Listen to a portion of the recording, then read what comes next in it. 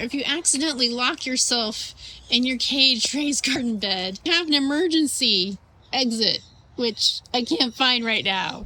If you find the need to make a fully enclosed raised garden bed like we have here, with exterior panels that are locked and removable from the outside, and a gate which locks from the outside, this is going to be very important. Let me show you why. If you accidentally lock this door from the inside, how are you going to get out? Well, you need that escape latch.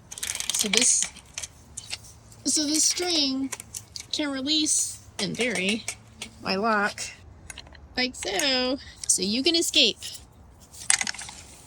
and never be trapped. You can see the string that I have tied to my latch on the outside. I can't find it on the inside. I'm seriously locked in here. Oh, this is crazy.